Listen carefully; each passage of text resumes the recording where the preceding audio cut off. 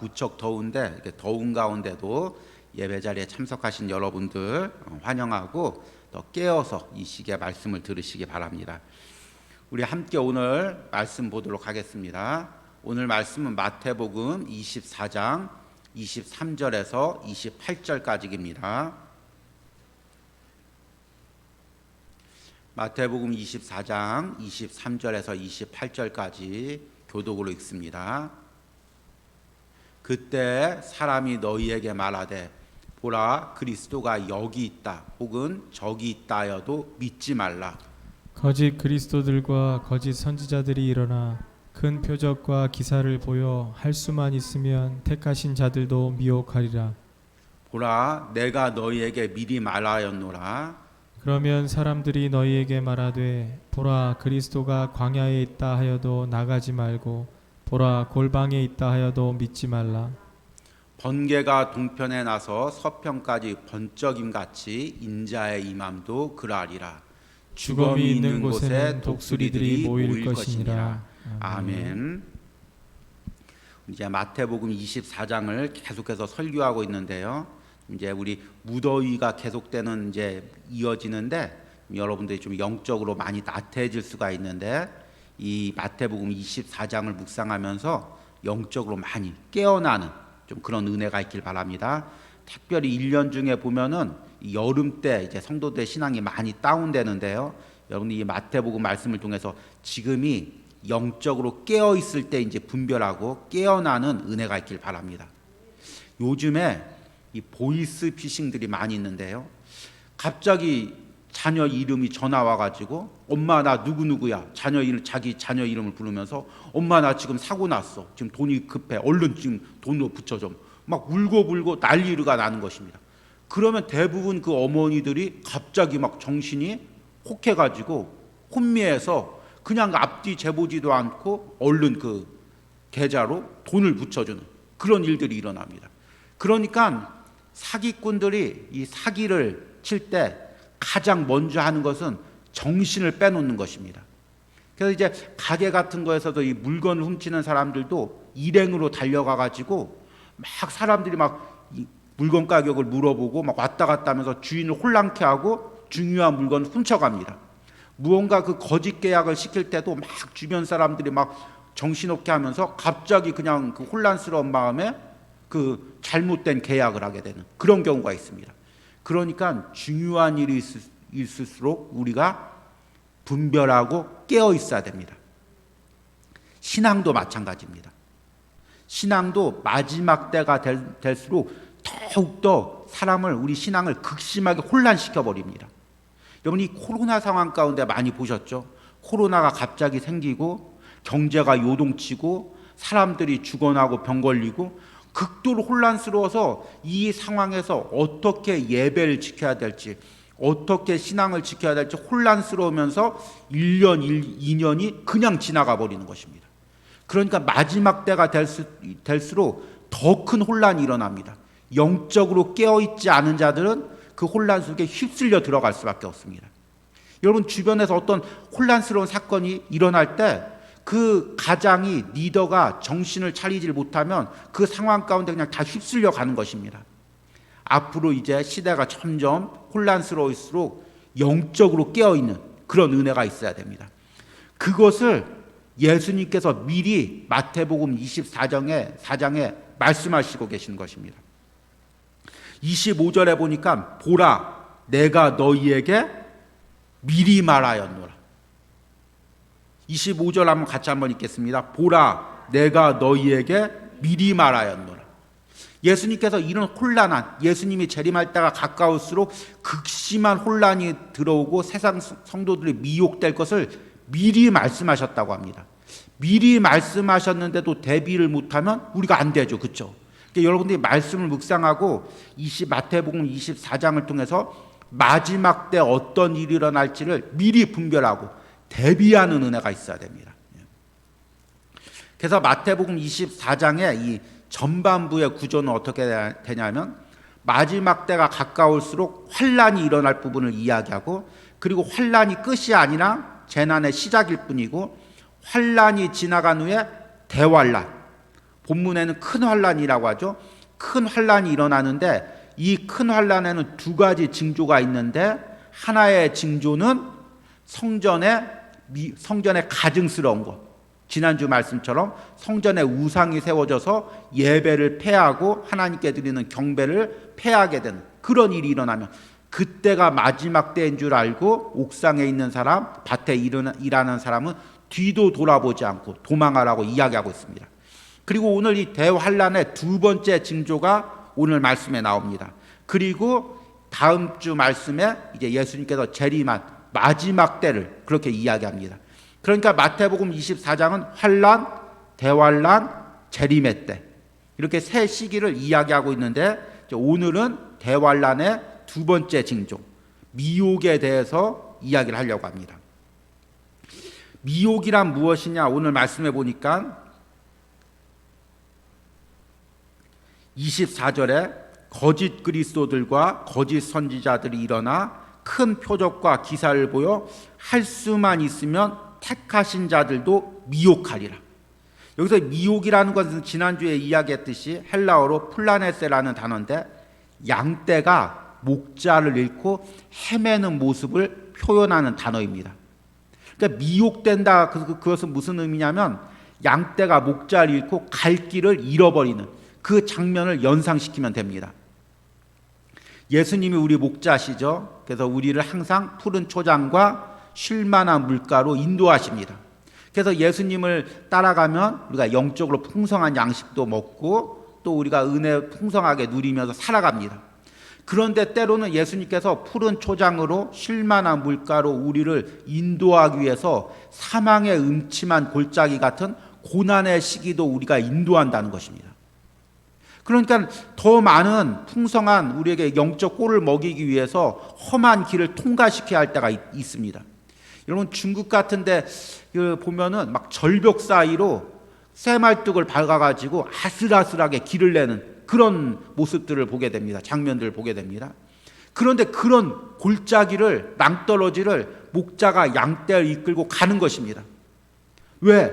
더 풍성한 양식을 주려고, 더 풍성한 삶을 살게 하려고, 때로는 고난의 길을, 어려움의 길을 통과하는 것입니다. 그때 양떼에게 필요한 것이 무엇입니까? 그 목자만 똑바로 바라보고 좌우 바라보지 않고 밑에 바라보지 않고 그 절벽길을 목자만 바라보고 한 길을 따라가서 그 목자만 신뢰하면서 걸어가야 되는 것입니다. 그런데 뒤에서 갑자기 누가 부릅니다. 누구누구야, 누구누구 집사야, 누구누구 권사야, 누구누구 장로야, 뒤돌아봐라. 네가 지금 따라가는 것은 참된 목자가 아니다. 지금 뒤에 진짜 목자가 있다. 뒤돌아와라. 그러면 그 절벽에서 혼란스러워서 뒤를 돌아보면 어떻게 될까요? 발을 헛디뎌서 떨어질 수가 있는 상황인 것입니다. 마지막 때는 이와 같은 상황들이 일어난다는 것입니다. 우리가 정말 말씀의 진리를 붙들고 그 예수님만 붙들고 쫓아가야 되는데, 거짓 그리스도가 내가 그리스도다, 나의 가르침이 진리다, 그렇게 이야기해서 자꾸 우리를 혼란스럽게 한다는 것입니다. 그러면 앞만 보고 가기도 바쁜데 자꾸 우리가 뒤돌아보고 멈추고 길을 헤매고 주저앉게 되어 있는 것입니다. 그러면 우리에게 엄청난 손해가 있습니다. 지금 우리가 믿음의 길을 걸어가야 되는데 여러분이 주저앉고 있다고 생각을 해보십시오. 제가 이제 운전을 하다가 잘못 실수를 해서 길을 잘못 들 때가 있습니다. 그러면 이제 1시간이면 갈 거리를 갔다가 30분을 갔는데도 이미 그냥 그 1시간 남게 길을 거꾸로 돌아와서 시간을 손해보는 경우가 있습니다. 우리 믿음도 마찬가지입니다. 우리가 길을 잃어버리면, 거짓 유혹에 빠지면 우리 믿음의 세월을 허송세월하게 되는 것입니다. 다시금 돌아가야 되는 것입니다. 다시금 긴 세월을 보내야 되는 것입니다. 그러므로 우리가 미혹돼서는 안 되는 것입니다. 그래서 오늘 말씀에 마지막 때 어떤 미혹이 있을지를 23절에 이야기합니다. 그때 사람이 너희에게 말하되 보라, 그리스도가 여기 있다, 혹은 저기 있다 하여도 믿지 말라. 여기 있다, 저기 있다는 것은 단순히 이쪽 방향에 있다, 저쪽 방향에 있다 그런 것이 아니라 우리를 극심하게 혼란하게 해서, 야, 여기 그리스도가 있다, 저기 그리스도가 있다, 또 여기 있다. 그러니까 이 성도들이 혼란스러워가지고 정말 누구를 믿어야 될지, 무엇을 따라가야 될지 그 정신을 잃어버리는 그런 시간이 온다는 것입니다. 그리고 나서 이럴 때 어떻게 해야 되냐면 26절에 그러면 사람들이 너희에게 말하되 보라 그리스도가 광야에 있다 하여도 나가지 말고 보라 골방에 있다 하여도 믿지 말라. 그러니까 그리스도가 광야에 있다고 해도 그냥 생각 없이 따라가지 말라는 것입니다. 그 거짓 가르침에 현혹되지 말라는 것입니다. 중심을 지켜야 된다는 것입니다. 중심을 잃어버리면 우리 신앙의 믿음을 잃어버리고 우리가 믿음의 세월을 손해보게 된다는 것입니다. 단순히 이것은 여러분 거짓 선지자에 대한 말씀이 아닙니다. 우리가 신앙생활 하다가도 잘못된 가르침에 아니면 시험에 빠져서 그 신앙의 중요한 시기를 놓쳐버리고 허송세월하는 그런 시기가 그런 어려움이 올 수가 있는 것입니다. 그러니까 마지막 때일수록 깨어 있어야 됩니다. 마지막 때가 될수록 시험거리가 많아지고 마지막 때가 될수록 유혹거리가 많아지고 여러분 이 코로나의 환경 가운데 2년 가까이 우리 신앙이 멈춰 있을 수가 있습니다. 예배를 못 드릴 수가 있습니다. 그러면 2년의 세월을 우리가 믿음 세월을 허송세월하게 되는 것입니다. 또 마찬가지로 이 코로나보다 더 큰 환란이 와서 우리가 때로는 5년, 10년 신앙생활을 못하게 된다면 예배를 못 드리게 된다면 우리 신앙이 또 그만큼 퇴보하게 되는 것입니다. 하나님이 우리에게 주신 그 인생의 시기가 짧은데 우리가 여기 유혹에 빠지고 여기 시험에 빠지면 결국에는 내 믿음만 손해보게 되는 것입니다. 그러니까 영적으로 깨어서 분별해야 되는데 마지막 때가 될 수 있도록 될수록 더욱더 이런 유혹과 시험이 많아진다는 것입니다. 여러분 한번 돌이켜 보십시오. 내가 지금 신앙생활 하는 거하고 10년 전에 신앙생활 하는 거하고 유혹과 시험이 언제가 더 많습니까? 지금 얼마나 많은 시험과 유혹들이 일어납니까? 특별히 청년들, 주일학생들은 정말 이 예배 끌고 오기가 너무나 힘듭니다. 너무 많은 유혹이 있으니까 유혹이 그 10년 전의 유혹보다 더 자극적이고 예배보다 훨씬 재밌는 유혹이 있고 또 코로나 가운데 10년 전보다 더 극심한 핍박이 있고 또 대학교 들어가느라고 극심한 경쟁 가운데 또 공부하느라고 더 예배 나오기 힘들어지고 그런데 10년이 지나면 어떻게 될까요? 점점 시간이 지나갈수록 마지막 때가 가까울수록 유혹과 핍박이 심해지는 것입니다. 그러면 왜 이렇게 마지막 때가 될수록 유혹과 핍박이 심해질까요? 그 답이 24절에 나옵니다. 거짓 그리스도들과 거짓 선지자들이 일어나 큰 표적과 기사를 보여 할 수만 있으면 택하신 자들도 미혹하리라. 여기서 우리가 중심을 둬야 될 문구가 뭐냐면 할 수만 있으면. 할 수만 있으면. 여기 할 수만 있다는 걸 할 수 있다는 걸까요? 할 수 없다는 걸까요? 할 수가 없다는 거죠. 할 수 없는데 그래도 할 수만 있다면 택하신 자들까지 또 미혹한다는 것입니다. 하나님께서 한번 구원하신 자는 사탄이 그 구원을 흔들 수가 없습니다. 로마서에 보니까 천사도 또 어떤 피조물도 하나님이 주신 구원을 빼앗아 갈 수 없다고 이야기합니다. 우리가 예수님을 믿고 구원을 받으면 우리의 구원은 사람이 어떻게 할 수가 없고 심지어 천사도 마귀도 우리의 구원을 흔들 수가 없습니다. 왜냐하면 모든 피조물보다 크신 하나님께서 특정한 구원이기 때문에 창조주 하나님이 정한 구원을 피조물인 인간이 어떻게 변할 수가 없는 것입니다. 예를 들어서 그룹에서 회장이 결정을 하면 상을 결정하면 거기서 부회장이나 전무나 이사가 그 결정을 번복할 수 없는 것과 똑같은 것입니다. 유일하신 창조주 하나님이 나의 구원을 택하셨기 때문에 정하셨기 때문에 그 구원은 아무도 흔들 수가 없는 것입니다. 그러면 사탄은 왜 흔듭니까? 사탄은 왜 흔들까요? 해봤자 소용이 없는데, 해봤자 시간 낭비인데 왜 흔들까요? 그러니까 우리가 이 구원의 의미를 깊게 깨달아야 됩니다. 우리가 계속해서 우리 진일교에서 듣죠. 하나님께서 주신 구원은 구원과 상급이 있다. 영혼 구원과 천국 상급이 있다. 그래서 우리가 예수님을 믿고 영혼을 구원을 받고 또 이 땅에 살면서 하나님 말씀대로 살아서 믿음대로 산 대로 하늘에서 상급을 받게 됩니다. 사탄이 흔들려는 것은 우리의 구원의 상급입니다. 천국의 상급입니다. 여러분 한번 생각을 해보십시오. 잠깐 사탄의 입장에서 오랫동안 말고 잠깐 한번 생각을 해보십시오. 사탄이 뭐가 가장 배가 아플까요? 이 세상의 부자들, 이 세상에서 권력자들, 이 세상에서 쾌락을 누리는 사람들. 사탄 입장에서 뭐가 가장 속이 뒤틀릴까요? 나는 지옥 갈 운명에 빠져 있는데, 나는 영원 형벌을 받아야 될 그런 상황에 빠져 있는데, 하나님의 자녀가, 하나님이 택한 자녀가 구원받고 천국 상급을 받는다고 생각하니까 얼마나 속이 뒤집히겠습니까? 그러니까 이 사탄 입장에서는 어떻게든지 구원을 받는 우리들 흔들어서 정말 마지막 때 구원은 받되 하나님 앞에서 부끄러운 구원을 받도록 끝까지 우리를 흔드는 것입니다. 이것이 바로 우리가 당하고 있는 영적 싸움의 핵심인 것입니다. 그냥 예수님만 믿고 그냥 만사 형통한 것이 아니라 그 사탄이 끝까지 우리의 구원을 흔들고 우리를 유혹에 빠지게 하고 우리의 믿음의 세월을 허송세월하게 하고, 그런데 이제 사탄이 점점 영원 형벌을 받을 마지막 때가 가까울수록 이제 얼마 남지 않은 그 시기 동안 더욱더 극심하게 혼란으로 우리의 믿음을 흔든다는 것입니다. 그러니까 마지막 때가 될수록 믿음을 흔드는 사건들이 더욱더 많아지는 것입니다. 그리고 그 흔드는 사건에 많은 사람들이 믿음을 잃어버리고 신앙을 잃어버리고 거짓 가르침에 끌려가는 그런 시기가 가까워진다는 것입니다. 그래서 베드로전서 5장 말씀에 보니까 5장 8절에 근신하라 깨어라 너희 대적 마귀가 우는 사자같이 두루다니며 삼킬 자를 찾나니. 마지막 때가 가까울수록 정말 마귀가 사탄 그 사자처럼, 우는 사자처럼 집어 삼키려고 우리들 두루 살피면서 누가 만만할까, 누가 시험에 빠지나, 누가 지금 믿음이 흔들리나 삼키려고 지금 달려들고 있다는 것입니다. 그러니까 마지막 때 영적으로 깨어있지 않으면 믿음의 손해를 보는 것입니다. 여러분, 앞에 제가 사기꾼 이야기를 했습니다. 지금 사기꾼이 지금 돈을 지금 사기하려고 막 거짓 전화를 계속해서 겁니다. 거짓 계약서를 계속해서 내밉니다. 어떻게 해야 됩니까?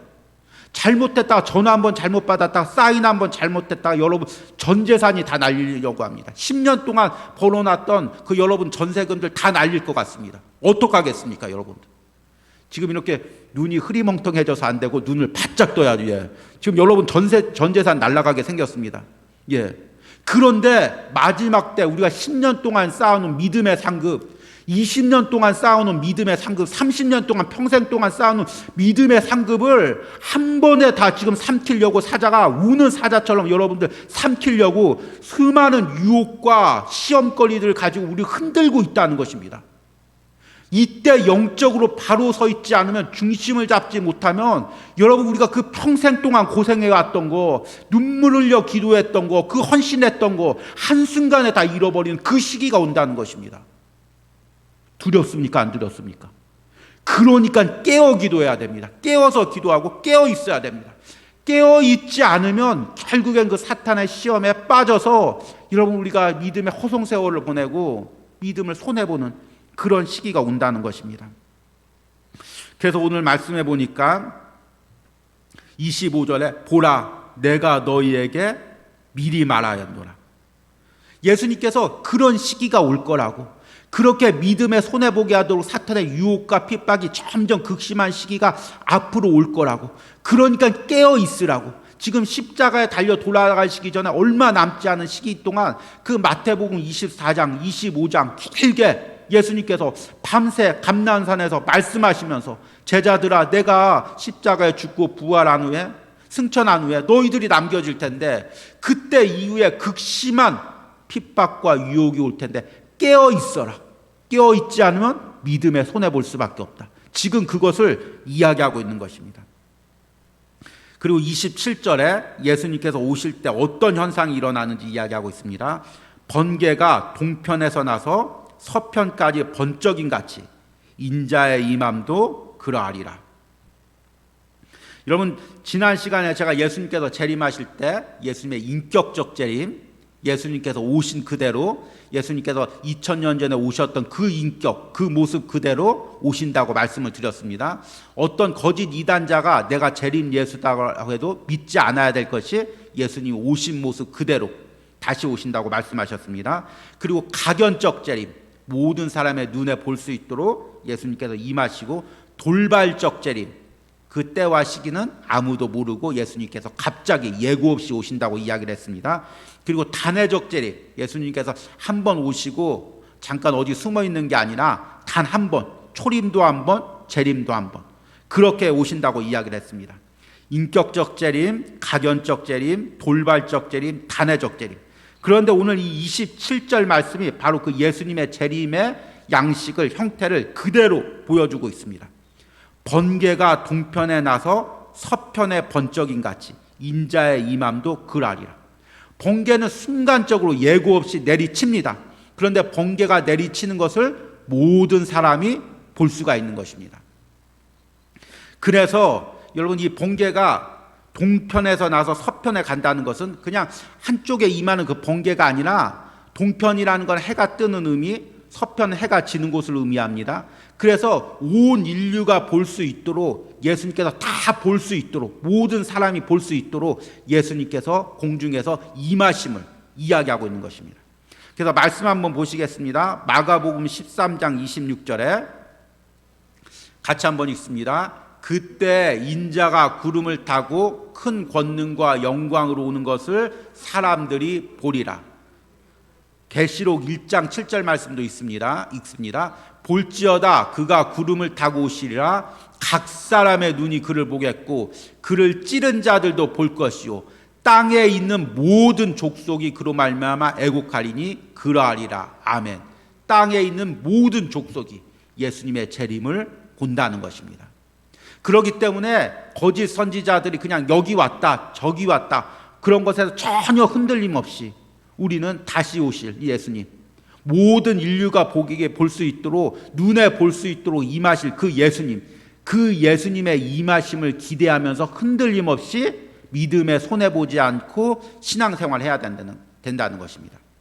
그리고 28절의 마지막으로 예수님께서 영적인 말씀을 하십니다. 같이 한번 읽습니다. 주검이 있는 곳에 독수리들이 모일 것이니라. 이 말씀은 1차적으로는 이제 이 예루살렘이 AD 70년에 로마의 디도 장군에게 멸망당하는 그 모습을 예언하고 있습니다. 로마군의 상징이 독수리 깃발입니다. 이 로마군인은 이 독수리 깃발을 굉장히 상징처럼 여기고 신성시하면서 어떤 전투를 가든지 독수리 깃발을 들고 다녔고, 실제로 예루살렘이 점령될 때도 예루살렘 성전을 무너뜨리고 그곳에 독수리 깃발을 꽂았습니다. 당시에 영적으로 분별 없었던 이스라엘 백성들이 끝까지 대항하다가 110만 명 정도가 예루살렘에서 죽음을 당하고 그 끔찍한 죽음의 형장에 독수리 깃발이 꽂혀졌습니다. 그러니까 오늘 28절은 1차적으로 AD 70년에 예루살렘이 어떤 모습으로 멸망할지를 보여주고 있는 것입니다. 그런데 이 말씀을 더 깊게 들어가면 지금 이 예수님께서 마태복음 24장이 예루살렘 성전에 나와서 하신 말씀입니다. 예수님께서 예루살렘 성전에 가보니까 예배는 화려한데 대제사장과 종교 지도자들이 다 영적으로 죽어서 하나님을 온전히 섬길지도 모르고 영적으로 분별하지 못하고 타락할 대로 타락해서 겉만 번지르음하고 영적으로 죽어있는 상태, 그런 상태입니다. 그래서 바리새인들에게 야, 회칠한 무덤과 같다. 너희들이 겉만 화려하고 속에는 영적으로는 시체가 썩는 것 같이 영적으로 그런 죽은 상태다. 그것을 이야기하는 것입니다. 그렇게 영적으로 죽어있는 상태에는 뭐가 달라지냐면 독수리가 달려든다는 것입니다. 악한 사탄이, 세상 권력이, 세상 것들이 영적으로 죽어있는 성도들에게 달려든다는 것입니다. 여러분, 만약에 우리 한국교회가 영적으로 깨어있다면 이 코로나 상황 가운데서도 우리가 이렇게 흔들리지 않습니다. 여러분, 영적으로 깨어있으면 여러분 시험이 와도 여러분 흔들리지 않습니다. 여러분, 가정에서 영적으로 여러분들 흔들릴 때, 시험을 당할 때, 믿지 않는 남편이나 아내가, 부모님이 나를 공격할 때 나의 영적 상태를 한번 보십시오. 조금만 깨어있지 못하면, 조금만 기도하지 못하면 어떻게 알았는지 득달같이 사탄이 사람을 통해서 공격합니다. 저도 마찬가지입니다. 저도 목회자인데 항상 기도하면서 깨어있어야지, 깨어있지 않으면 온갖 시험거리와 또 사람으로 인한 고난과 여러 가지 환경으로 인한 고난이 극심하게 달려듭니다. 그런데 이런 상황 가운데 분별하고 깨어서 기도하면 모든 어려움들이 떠나갑니다. 그러니까 영적으로 깨어 있으면 그 공격 가운데 우리가 살아있는 것입니다. 기도하지 못하고 말씀 보지 못하면 계속해서 우리가 공격을 당하는데, 마지막 때 우리가 영적으로 깨어 있지 못하면, 죽어 있지 못하면 사탄이 독수리처럼 달라들어서 영적으로 시체가 된 우리들을 쪼아먹는 그런 영적 상태에 우리가 빠지게 되는 것입니다. 여러분, 마지막 때일수록 영적으로 깨어 있어야 됩니다. 분별해야 됩니다. 여러분, 지금 사탄이 우는 사자처럼, 독수리처럼 지금 나의 살집을 뜯어먹기 위해서, 믿음을 그 손해보게 하기 위해서 지금 막 달려들고 있습니다. 온갖 시험거리로, 상상치 못했던, 대비하지 못했던 일거리로 지금 내 믿음을 흔들고 있습니다. 누가 이런 상황이 될 줄 알았습니까? 누가 이런 코로나 상황이 올 줄 알았습니까? 지금 누가 이렇게 다 마스크 쓰고 백신 맞으러 다니라던 이런 상황이 공포 영화나 종말 영화에나 나오는 이런 상황이 될 걸 누가 알았습니까? 그런데 실제로 이런 상황이 오는 것입니다. 그러니까 점점 우리가 믿음으로 깨어 있어야 됩니다. 말씀을 맺으면서 제가 며칠 전에 운전했던 상황을 좀 이야기하려고 합니다. 운전을 하고 가는데 앞에 초보 운전이 딱 붙어 있습니다. 초보 운전이 있으면 조심해서 운전을 해야죠. 그런데 그 초보 운전의 문구가 무섭습니다. 그 초보 운전이 그냥 초보 운전 써 있는 게 아니라 뭐라고 써 있냐면 극한 초보. 네, 극한 초보 써 있고 그 밑에 뭐라고 써 있냐면 지금까지 이런 초보는 없었다. 이것은 엑셀인가 브레이크인가. 갑자기 뒤에 운전하는 그 문구를 읽는데 와, 갑자기 겁나는 것입니다. 이 사람이 엑셀과 브레이크를 분간 못해가지고 갑자기 밟으면 이거 큰일 나지 않습니까? 예. 그런데 초보의 특징이 뭐냐면 엑셀과 브레이크를 분간을 못한다는 것입니다. 그래서 달려야 되는 상황 계속 브레이크만 밟고 있고, 주차하려고 브레이크를 밟아야 되는데 엑셀을 밟아가지고 큰 사고가 나기도 합니다. 그러니까 운전의 기본은 뭐냐면 엑셀과 브레이크를 구별하는 데부터 시작되는 것입니다. 신앙의 초보들도 보면은 가야 될 때와 멈춰야 될 때를 모릅니다. 여러분, 우리는 하나님이 가라고 하면 가야 되고 멈추라고 하면 멈춰야 됩니다. 근데 막 초보가 되면 막 열심만 돼가지고 막 죽기 살기로 달려가다가 어려움을 당합니다. 또 그냥 가만 멈춰만 있다가 예수님께서 움직이라고 하는데, 돌진하라고 하는데 멈춰만 있다가 또 나가질 못합니다. 여러분, 이제 앞으로는 극심한 혼란들이 있는데 이때 우리가 정말 지혜롭게 분별해가지고 예수님이 가라고 할 때 가고 멈추라고 할 때 멈춰야 됩니다.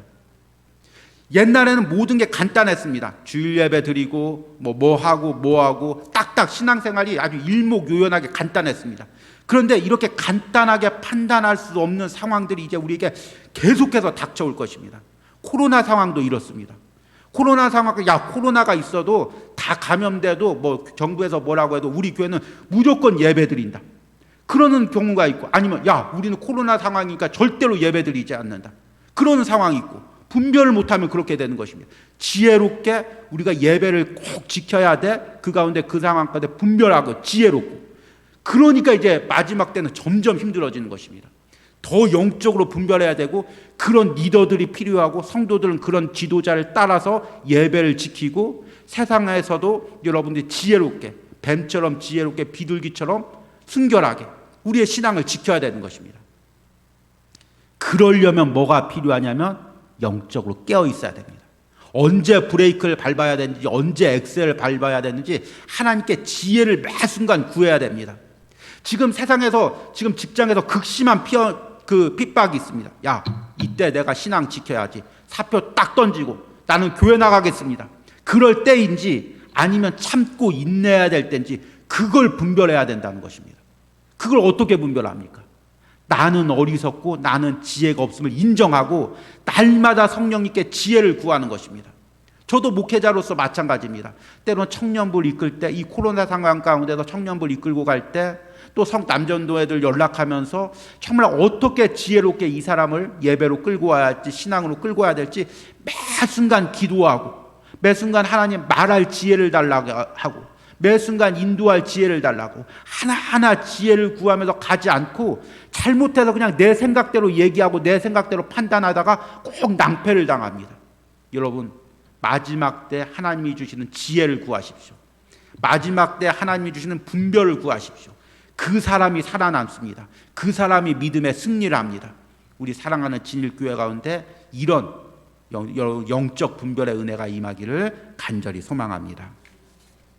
우리 들은 말씀 생각하면서 함께 찬양합니다.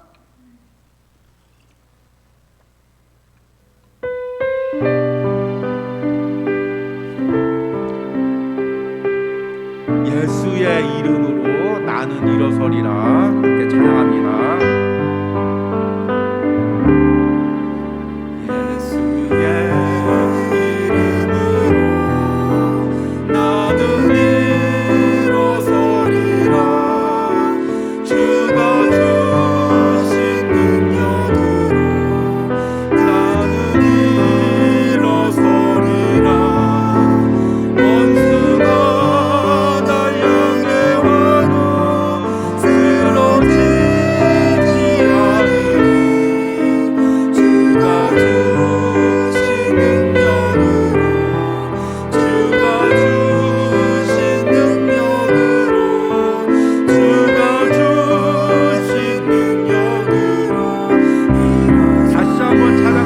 예수의 이름으로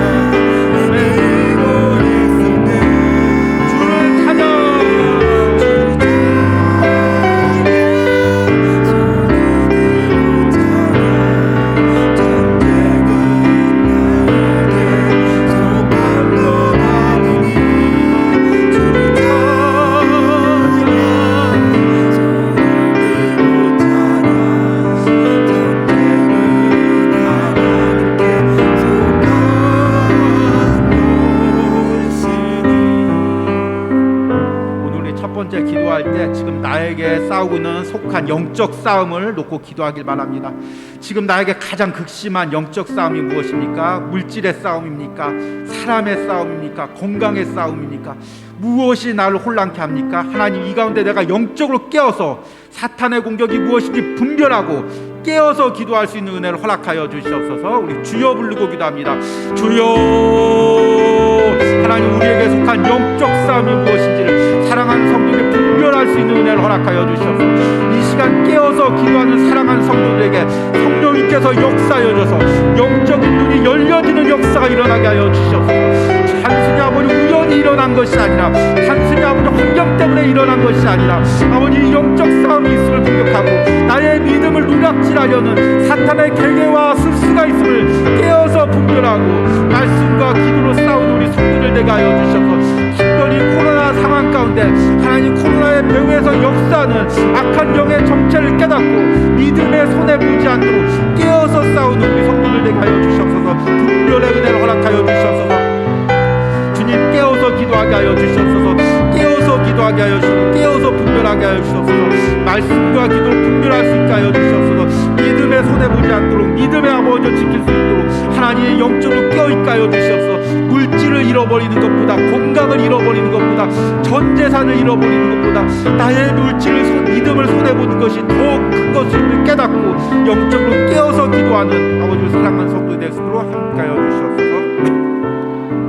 우리 한 가지 더 기도할 때 마지막 때가 될 수 있도록 극심한 아버지 혼란과 미혹이 있을 텐데, 하나님 마지막 때에 내가 믿음 지키게 하여 주셔서 예수님 재림하실 때 영광스러운 재림에 참여할, 혹시나 부끄러운 아버지 그 구원에 참여하지 않도록 영적으로 깨어서 믿음을 지키게 하여 주시옵소서. 우리 주여 부르고 기도합니다. 주여, 예수님이 다시 오실 그 재림의 시간을 아버지 우리가 기대합니다. 고대합니다. 소망합니다. 주님께서 내게 면류관 씌워주실 그날을 꿈꿉니다. 주님, 그날까지 믿음 지키게 하여 주셔서, 믿음 손해보지 않게 하여 주셔서, 믿음 잃어버리지 않게 하여 주셔서, 영적으로 깨어서 나의 믿음을 지키게 하여 주셔서, 예수님께서 마지막 때 왔을 때 너의 믿음이 어디 있느냐, 그동안 네가 쌓아놓은 믿음이 어디 있냐 말씀하실 때 자랑스럽게 나의 믿음을 내어보이는 수 있도록 하나님 믿음 지키게 하여 주셔서, 어떤 혼란이 와도 어떤 핍박이 와도 아주 믿음 지키게 하여 주셔서, 주님 깨어서 기도하고 깨어서 말씀 보며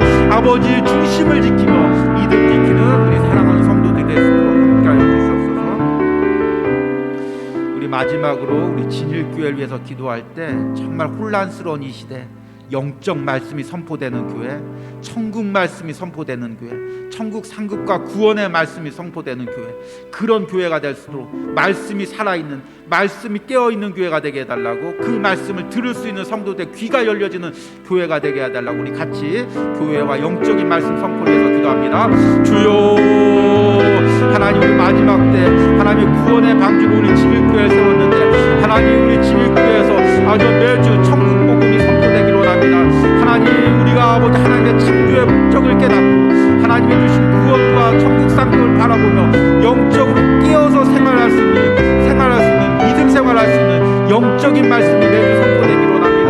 또한 그 영적인 말씀을 들을 수 있는 성도들의 귀를 열어주셔서, 영적인 말씀을 들을 수 있는 귀를 열어주셔서, 귀를 열어주셔서 그 말씀을 듣고 흘려보내는 것이 아니라 그 말씀을 듣고 깨닫고 그 말씀대로 살아갈 수 있는 영적인 깨달음을 허락하여 주셔서, 주님 천국 복음을 보고 천국 상급을 바라볼 수 있는 영적인 눈을 열어주셔서 사랑하는 성도들도 들어주시고 함께하여 주셔서 주님께서 붙들어주시고 은혜 주시기 원합니다.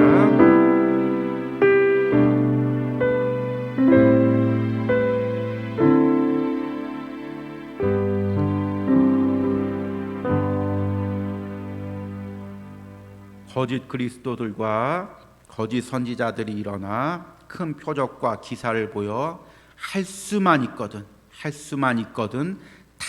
택하신 자들도 미혹하리라. 보라, 너희에게 미리 말하였노라. 예수님께서 미리 말하신 그 사건들이 하나씩 지금 우리 삶 가운데 일어나고 있습니다. 극심한 혼란과 미혹으로 성도들이 흔들리고 있습니다. 사랑하는 우리 진일교회들이 이 극심한 혼란 가운데 믿음으로 바로 서서 천국 상급을 준비하며 예수님의 재림의 때를 준비할 수 있는 은혜를 허락하여 주시옵소서. 영적으로 깨어있는 은혜가 있게 하여 주시옵소서. 한 명이라도 영적으로 잠자는 성도들이 없게 하여 주시옵소서. 예수님의 재림이 가까울수록 더욱더 우리가 영적으로 깨어나는 은혜가 있기로 합니다. 기도로 깨어나게 하여 주시옵소서. 말씀으로 깨어나게 하여 주시옵소서. 예배로 깨어나게 하여 주시옵소서. 남은 한 주간도 영적으로 깨어서 신앙생활하고 주일날 예배자일로 모여서 깨어서 예배하는 사랑하는 성도들 될 수 있도록 함께하여 주시옵소서. 예수님의 이름으로 기도했습니다. 아멘.